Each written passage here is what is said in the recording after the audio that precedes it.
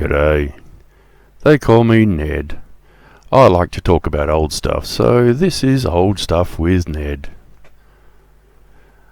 As the year draws to an end, the holiday season approaches. An integral part of any festive celebratory dinner is the stuffing, which at its simplest consists of bread, seasonings and red wine, cooked within the cavity of an animal. When I roast a bird, it's less about the meat and more about the stuffing and gravy.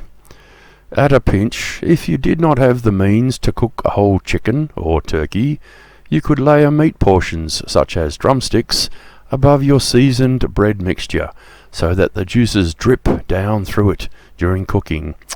Or, it's not inconceivable that you could fry your seasoned bread mixture in an animal lard, such as duck fat. Might have to try that someday. But stuffing can be so much more. Firstly, the bread. It could be multigrain, sourdough, rye, even cornbread. Be sure that it is a good quality bread. If you use rye bread, you might try adding stout to your seasoning in place of the red wine. Secondly, the seasonings. I find it convenient to use a dried mixed herb preparation, which includes rosemary, oregano, thyme, basil and sage. If I were to choose only two of those, it would be rosemary and oregano, although thyme would also be a good second herb to pair with the rosemary. I enjoy adding a bit of fruit to my stuffing to bring a sweetness to the flavour. I have used in the past sultanas or small raisins, dried apricots, fresh or dried apple, glacé cherries, dried currants, dates, dried figs and candied orange peel.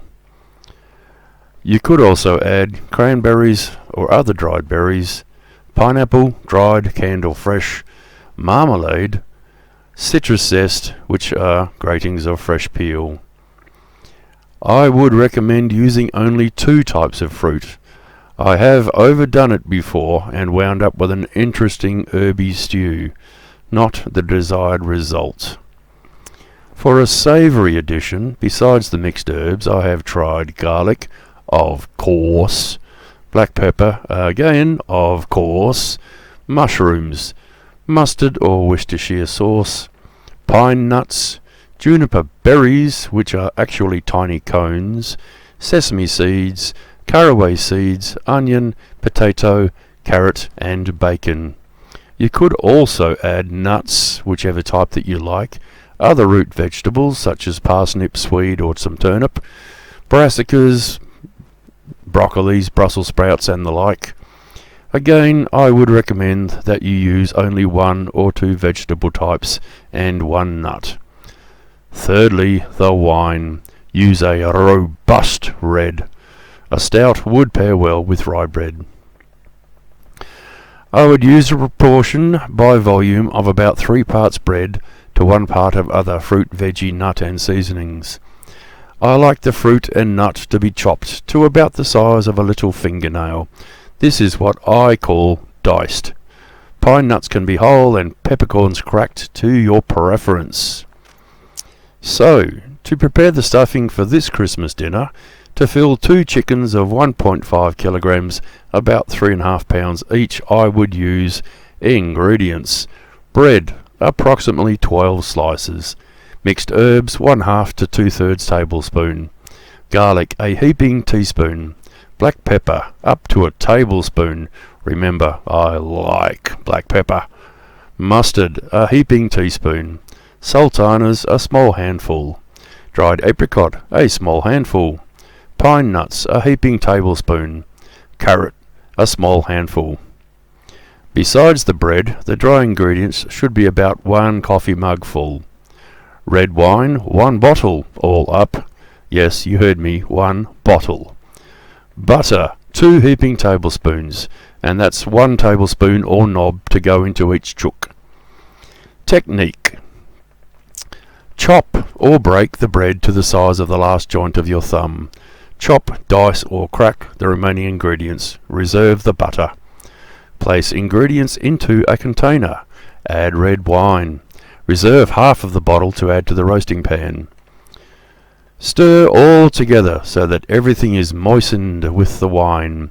Cover and place into the fridge overnight or longer. During this time, shake the marinade a couple of times to mix the wine evenly throughout. On the day, preheat your oven to 200 degrees Celsius, about 390 Fahrenheit. Place birds within a large dish while stuffing to catch all of the dribbly bits. Nestle one of the butter knobs in under the sternum of each bird so that it melts down through the stuffing. Draw the belly flaps together, secure by weaving a skewer through them. Place a wire rack or ceramic plate in the bottom of your roasting pan. If using a plate, pre-warm it under hot water. Arrange your chooks lovingly on their backs within the pan.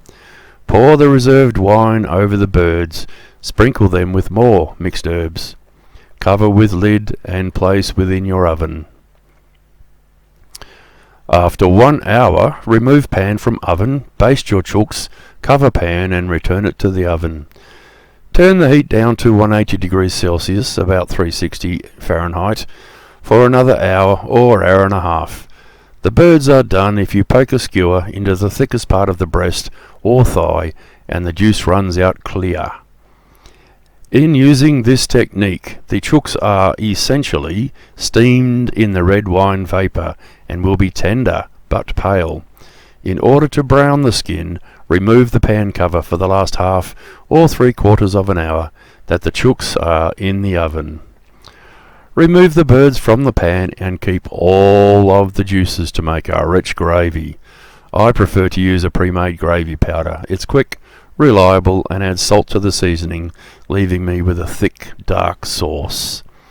A warning: I tend to stuff my birds tightly, and this has led to less than satisfactory results in the past. One Christmas I packed a very large chook entirely too tightly. While cooking, all of the dried fruit swelled within it, causing one whole leg to fall off and the stuffing to spill out in a jumbled mess. It still tasted mighty fine, but it was not the table centre showpiece that I had hoped for. You could try an all-vegetable stuffing, perhaps with olives and capers, or an all-dried fruit stuffing with a curry mix and sesame seeds. And a savoury oatmeal stuffing sounds intriguing. It also sounds very much like a haggis. So, go forth into your kitchen, rattle your pots and pans, and proceed to prepare the festive dinner of a lifetime. And remember, it's just another perfect day in paradise.